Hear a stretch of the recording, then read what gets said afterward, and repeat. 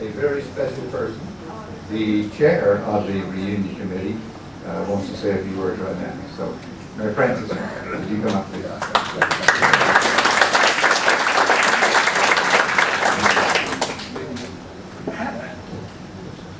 I just start out by saying you guys didn't have everything going for me.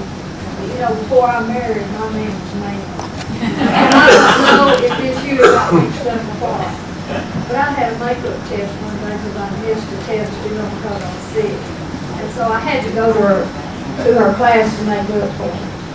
And so I got my test and I'm starting to try to read the, on if I can answer those questions.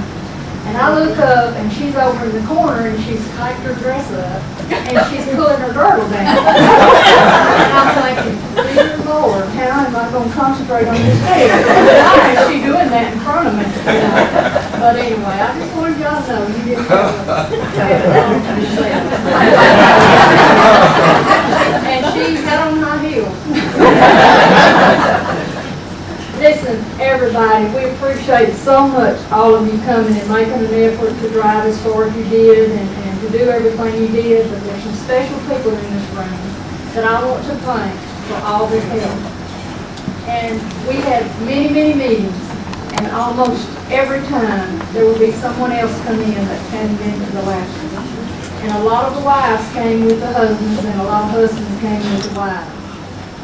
And I don't know if you enjoyed it as much as we enjoyed planning it, but I hope you did. But here's a few, I hope I didn't miss anybody, and I'd like for you to stand up, please. Nancy and Hubert Riley. And Hubert would do anything that Nancy and I told him to. And Joyce Carter, and she was our pathway to the internet. She got everyone's address, she got everyone's name, and just everything we needed from the internet. And Charlie Hendricks, he was there every time trying to help me keep order.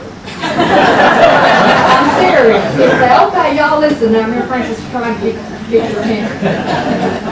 And Mary Hall, she was there and always, stand up Mary, always willing to do anything we asked her to do, and she did a lot toward this reunion, making those bottles of water and these name tags, just lots of money.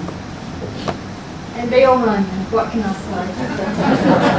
Bill has been like the Rock of Gibraltar for me, because everything I've asked him to do, and he's done plenty in the last 3 days.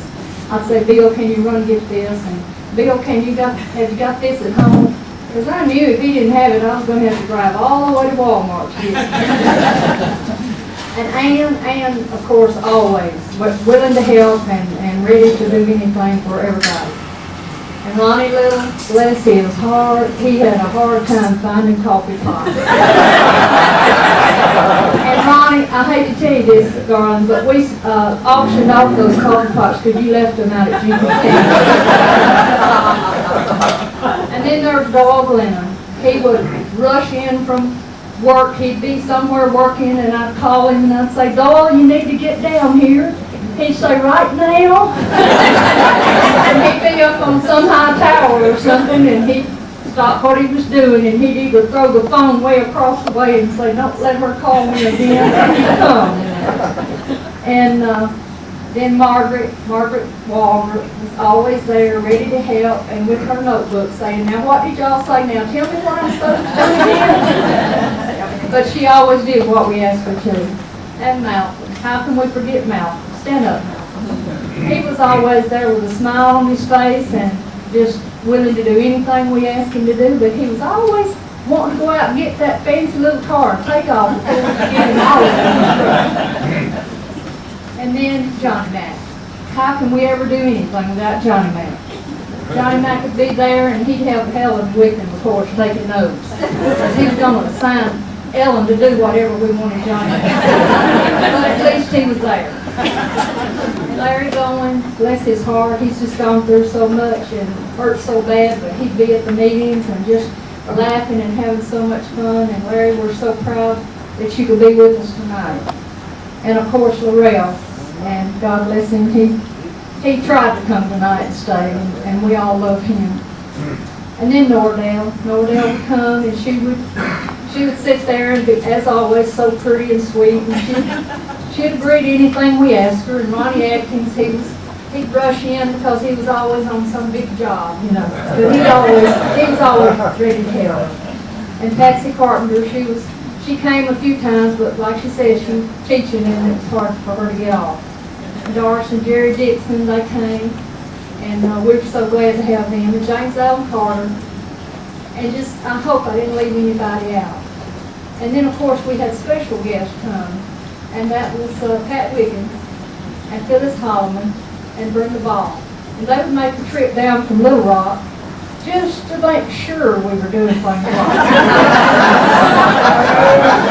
That is not true. You know, I kind of have the reputation of having a big mouth and talking a lot, so I'm going to cut this short. Y'all really made my job look easy. But I always heard that a good boss delegated work. And believe you me, I did lots of delegating, and it was fun. And I love every one of you for it, and you've made this a wonderful reunion.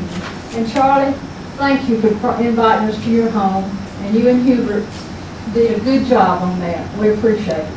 So we'll see y'all the next 50.